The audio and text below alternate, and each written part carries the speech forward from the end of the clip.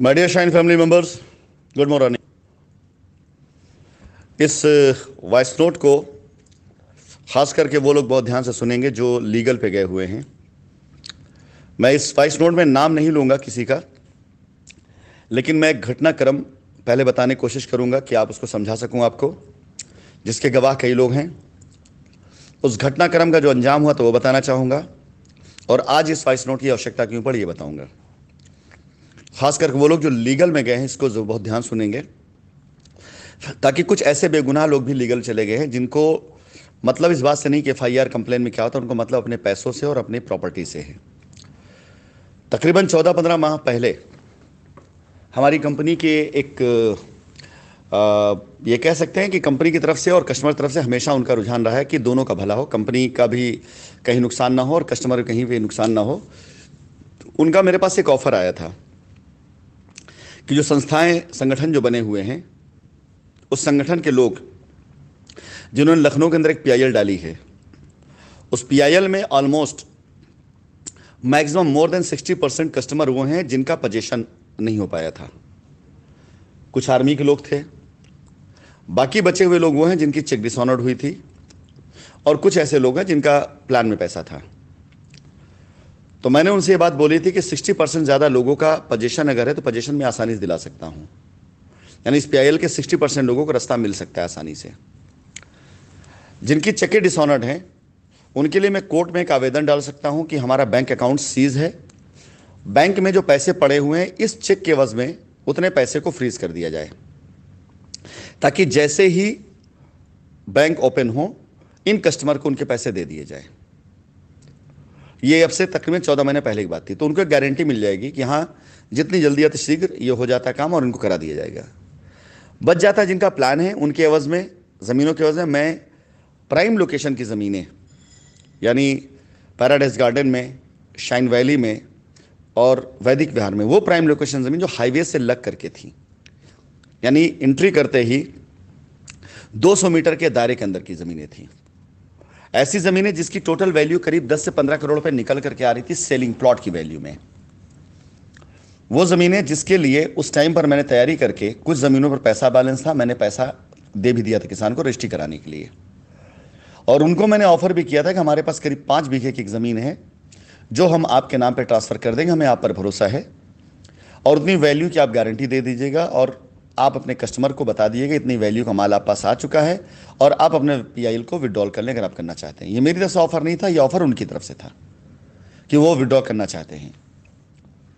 खैर, ये सारी बातचीत हो चुकी थी, सब कुछ फाइनलाइज था, लेकिन उस संस्था की एक महिला कार्यकर्ता जो उस संस्था में शायद मेरे ख्याल से वाइस प्रेसिडेंट के पोस्ट पर रही हों, उनसे उनके साथ की गई वार्तालाप की ऑडियो रिकॉर्डिंग मेरे पास आई, जिसमें उन्होंने मेरे इस ऑफ़र को बहुत ही भद्दे तरीके से मजाक में लेते हुए ये कहा था कि उनकी सारी ज़मीनें तो गड्ढा में हैं, ज़मीनें, बहुत शब्द थे, मैं उसको नहीं इस्तेमाल करना चाहूँगा, जबकि वही ज़मीनें बाद में दूसरे कस्टमर लायबिलिटी उतारने काम भी आई हैं।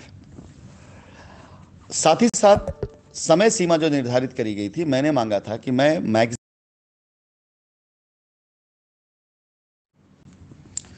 क्षमा करिएगा एक कॉल आ जाने की वजह से पिछली ऑडियो पूरी नहीं हो पाई, इसलिए मैं पिछली ऑडियो के जो बचे हुए अंश है मैं इस ऑडियो में कंप्लीट कर रहा हूं।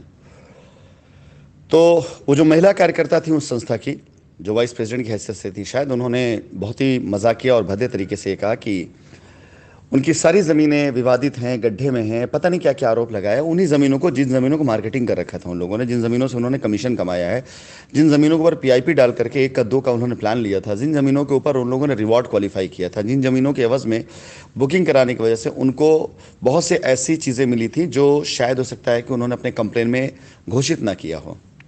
उनकी रिकॉर्डिंग मेरे पास आज भी सुरक्षित है, लेकिन क्योंकि महिलाओं की आपस की बातचीत थी इसलिए मैं उसको नहीं डालना चाहता हूँ, उसके अंदर कुछ पर्सनल बातचीत भी थी। फिलहाल जो उन्होंने उस समय शब्द इस्तेमाल किए, तो किसी प्रकार से एक सम्मानित व्यक्ति और एक सम्मानित कंपनी के लिए कतई इस लेवल पर नहीं था कि मैं उसको मानता, क्योंकि उसको मानने का मतलब ये था कि मैं अपनी गलती मान लेता और उनके शर्तों पे आ जाता। साथ ही साथ उसमें समय सीमा निर्धारित की गई थी मेरी तरफ से। मैंने कहा था मैक्सिमम 2 से 3 महीने के अंदर अंदर सारे पोजीशन और सारी रजिस्ट्रियां करा करके और आपके नाम पे ज़मीन करके सब, मैं मैक्सिमम 2 महीने, ज़्यादा नहीं लगेंगे। मुझे याद है मैंने 2 महीने की बात करी थी। तो उस पर उन्होंने जब ये बात रखी कि 2 महीने के अंदर सर पूरा करा देंगे, तो उन्होंने हंसते हुए उपहास उड़ाते हुए कहा, अरे 2 महीना तो बहुत दूर है, 2 महीने से पहले तो उठ करके दुबई से बंद कर यहाँ चले आएंगे। तो उन्होंने पूछा मतलब? बोले कि अरे सब तैयारी हो गई है, ज़्यादा समय नहीं लगेगा, 2 महीने से पहले ही वो दुबई से उठाकर यहाँ ला लिए जाएंगे। मैंने जब ये बात सुनी तो मैंने उनसे कहा कि ठीक, अब उनको कह दिए कि फिर वो इसी का इंतज़ार कर ले। कहने का मतलब ये है कि तकरीबन 14-15 माह पहले जब सामने की तरफ से मुझे खुद ऑफ़र आया और ये कहा गया कि ये PIL में जितने लोग हैं ये सारे लोग का सेटलमेंट करने के लिए तैयार हैं अगर आप रास्ता देते हैं, और मैंने बोला कि 60% लोगों को रास्ता तुरंत मिल जाएगा। पोजीशन करवाना है, मेरे प्लॉट है पोजीशन वाले, मैं तुरंत करा दूंगा। बचे 40% लोगों में जिन लोगों का चेक डिसऑनर्ड हुआ है उन लोगों के लिए मैं एक लीगल रास्ता दे देता हूं, और साथ ही साथ जिन लोगों की ज़मीनें रजिस्ट्री होनी है या जिनका पैसा वापस जाना है उसके लिए मैं ज़मीन की गारंटी दे देता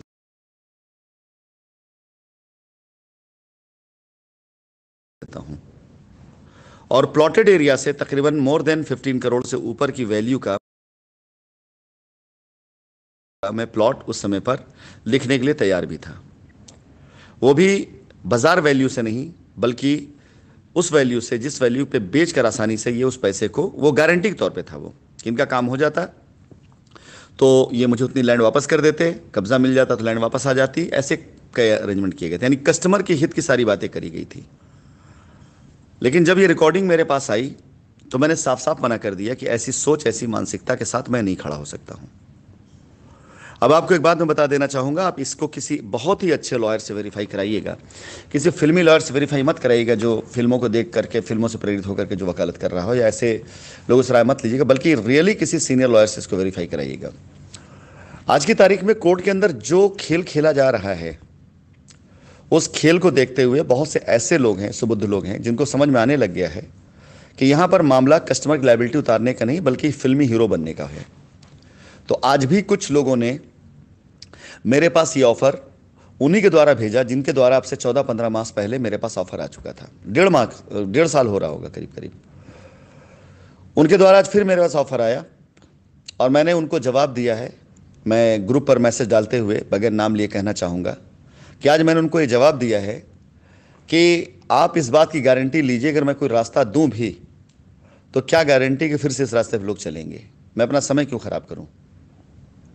मैं इस ग्रुप के द्वारा इसलिए आप लोगों तक संदेश पहुंचा रहा हूं कि हो सकता है कि मैसेज किसके द्वारा मुझ तक आया और किन किन लोगों ने भेजा, उनमें आप कस्टमर भी शामिल हो जो इस मैसेज के संदर्भ में जिनका जिक्र किया गया है।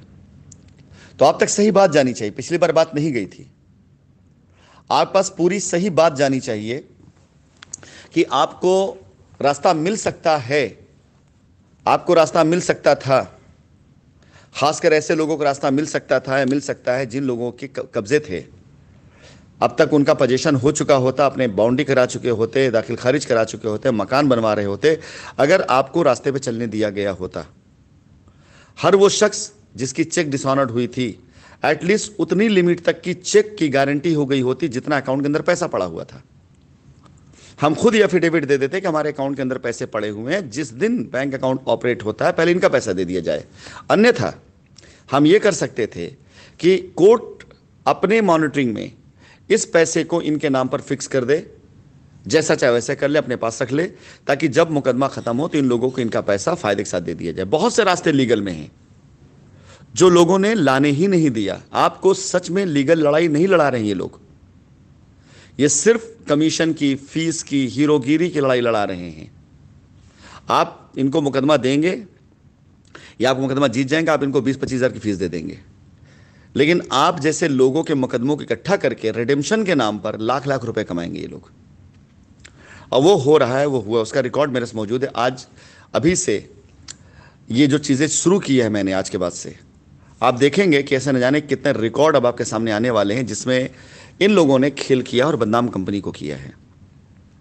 फिलहाल मैं इस वॉइस रिकॉर्डिंग में अपने सभी लीगल कस्टमर को बताना चाहूँगा कि अब तक जो भी कोर्ट में मामलात हुए हैं और जो बाहर खेल किया गया, वो दोनों मिला करके आपके केस को उतना मजबूत अब नहीं रहने दिया इन लोगों ने। अच्छा, केस था भी नहीं, क्योंकि सामने पार्टी, हमने तो खुद दे रखा है हलफनामा कि हम सेटलमेंट करना चाहते हैं। हमारे जजमेंट में आया है कि सामने से पार्टी कंपनी तैयार है सेटलमेंट के लिए, वो हमारे उसमें आया हुआ है, अपील में आया हुआ है। लेकिन ये लोग, जिन लोगों ने आपको अब तक इतने लंबे समय तक रोक रखा है, हमारे तक नहीं आने दिया है, या ऐसी बातें करके आपको बरगलाते रहें, इनकी वजह से आपके मामलात बहुत लंबे खिंच रहे हैं। अब कोर्ट में जितने फेक डॉक्यूमेंट्स लगाए गए हैं और कोर्ट में जितने फेक स्टेटमेंट दिए गए हैं, जैसा मेरा संबंध किसी ऐसे के साथ लगाया गया जिससे मेरा कोई संबंध ही नहीं है, मेरी नेशनैलिटी, ड्यूल नेशनैलिटी के ऊपर सवाल उठाया गया, वो है ही नहीं कहीं किसी हाल में। 60,000 करोड़ से ऊपर के स्कैम का मामला किया गया, वो है ही नहीं किसी हाल में। और बहुत सी चीज़ें ऐसी हैं जो पेपर में डाली गई हैं, और साथ ही साथ इन लोगों ने स्कैम किए हैं। फर्जी पेपर लगा करके लोगों की जमानत कराई गई, फर्जी डॉक्यूमेंट्स लगा के लोगों को FIR कराई गई, फर्जी डेटा देकर के लोगों को FIR स्टैंड की गई है। तो अब ऐसे लोग, ये लड़ाई घूमेगी कहीं और इस लड़ाई को अगर मुझे सुप्रीम कोर्ट तक जाना पड़ा तो मैं वहां तक भी लेके जाऊंगा। यानी जो 14-15 महीने पहले, ऑलमोस्ट 1.5 साल पहले जो रास्ता दिया गया था जिन लोगों को, उन लोगों को लड़ने के नाम पर लोग 1.5 साल बिता दिए, और अगला 1.5-2 साल फिर बिताने वाले हैं ये लोग। अगर अपने कस्टमर से मैं निवेदन करूंगा कि वो सारे लोग जो लीगल में गए हैं, अगर वो सच में रास्ता चाहते हैं मुझसे, तो जो मेल ID दी गई लीगल वाली, उस पर मेल करें। अगर आपको किसी को बीच में रखना है तो उसका रेफरेंस भी डाल दें। जिनके द्वारा मेरे पास मैसेज आया है, अगर आप उनको समझ चुके हो तो लीगल वाले, जो उनके लीगल के लोग हैं, उनसे संपर्क कर सकते हैं और इस बात की तस्दीक ले सकते हैं कि हाँ, मैं रास्ता देने के लिए तैयार था, उस रास्ते से केस खत्म हो गए होते आप लोगों के। मुझे अगर कंपनी का केस खत्म करने खाली लालच होता तो मैं इलाहाबाद की PIL पर जाकर के ज़्यादा फोकस करता, जबकि ये PIL डाली गई थी लखनऊ में, और मैंने ये कहा था कि इस PIL को आप लोग स्टैंड नहीं करा पाएंगे, क्योंकि इसके अंदर 80% के आसपास केस तो मैं अभी तुरंत सेटल कर सकता हूँ। आप कोर्ट में आओगे, मैं सीधा बोल दूंगा हाँ जी मैं तैयार हूँ करने के लिए, ख़त्म हो जाएगी, गिर जाएगी PIL आपकी। अब फैसला आपको करना है कि थ्रू कोर्ट, अब तक मैं नहीं चाहता था कि मैं अपने आप को बेगुनाह साबित करने के लिए लड़ूं, लेकिन अब जब हमने सारे इल्ज़ाम अपने ऊपर ले लिए, सारी बुरी चीज़ें हमारे साथ हो गई, एक ही चीज़ बची है ना जिसको लेकर के आप बहुत बड़ा तीर समझते हैं कि बहुत तीर मारना बाकी है, कि आप मेरे आने के इंतज़ार करें ना, वो उसके लिए मैं तैयार बैठा हुआ हूँ। लेकिन आपके कहने से नहीं, अपनी ज़रूरत मैं देखूंगा कि अब मेरी ज़रूरत वहाँ हो गई जाने की, तो मैं बिल्कुल चलाऊँगा, मुझे कोई एतराज़ नहीं है। बाकी अदरवाइज़ इंटरनेशनल लॉ हैं, वो फॉर्मेलिटीज़ हैं, उन सब के भी समय लगते हैं। इतिहास गवाह है, आपको पता है अच्छे तरीके से, आप खुद देख रहे हैं, मुझसे पहले भी न जाने कितने लोगों के साथ में ऐसी चीज़ें हुई हैं, आपको खुद पता है। और मैं जहाँ पे, जिस सोसाइटी में रहता हूँ, वहाँ पर ऐसे लोगों से भी मेरे ताल्लुकात, जान पहचान, मिलना जुलना है, जिनके ऊपर ऐसे केस पहले भी रह चुके हैं। फिलहाल मैं इन बातों का बिल्कुल भी समर्थन नहीं करता हूँ कि इसके एवज में मैं ऐसा कुछ निगेटिव सोच रहा हूँ, बिल्कुल नहीं। मेरी कंपनी को, मेरे कस्टमर को और मेरी कंपनी को बेदाग होने के लिए मेरी आवश्यकता पड़ेगी तो मैं तैयार हूं, लेकिन मैं अब कस्टमर को रास्ता देने के लिए करना चाहता हूं, सौदेबाजी के लिए नहीं करना चाहता हूं। मैं इस वॉइस नोट के द्वारा उन सभी पुराने कस्टमर को यह कहना चाहूंगा, फैसला आपको करना है कि अगला 3 माह या अगला 3 साल या उससे भी ज़्यादा, यह आपको तय करना है। अगले 3 माह के अंदर अगर आपको अपने पूरे सेटलमेंट लेकर ख़त्म कर लेना सारे मामलात को, तो फैसला आप कर लीजिए, और फिर से जैसे 3 साल बीता वैसे अगला 3 साल, और फिर न जाने कितने 3 साल तक आपको जाना है, तो भी आप फैसला कर लें। मैं आपको एक बात बता देना चाहूँगा, किसी अच्छे वकील से राय लीजिएगा। इन सारी धाराओं में जो सजाएं होती हैं, उन सजाओं को काट लेने के बाद कोई क्लेम नहीं बनता है। कोर्ट हमें ऑर्डर कर सकती है कि हम जुर्माना भरें, कोर्ट हमें सजा दे सकती है कि हम जेल काट लें, कोर्ट हमें कभी भी बाध्य नहीं कर सकती है कि हम आपके पैसे की अदायगी करें। अगर हमारे पास कंपनी में पैसा पड़ा हुआ है तो कोर्ट उसको ले करके आपको दे सकती है। अदरवाइज कोर्ट के पास कोई भी जजमेंट अगर आता है जिसमें हमें सजा हो जाती है, तो उसके बाद हमारे सर से क्लेम खत्म हो जाता है। हम चीटर नहीं हैं, हम फ्रॉडिया नहीं हैं, हमारा कोई ऐसा काम नहीं है जिसकी वजह से हमें इस बात का डर हो कि हमें लीगल फेस करने में कोई दिक्कत आएगी।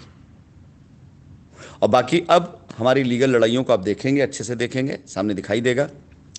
फिलहाल इस वॉइस नोट के जरिए मैं एक लीगल में गए उन कस्टमर से कहना चाहूंगा जो आलतू फालतू के लोगों की बातों में आ करके अपना समय बर्बाद कर रहे हैं। सही कांटेक्ट पकड़िए ताकि आपका काम हो। ऐसे कांटेक्ट मत पकड़िए जो हर बार आपको तारीख में एक नई स्टोरी बताते हैं और होता हुआ था कुछ नहीं इनसे, और होगा भी कुछ नहीं इनसे, ये भी तुम्हें बता देते हैं।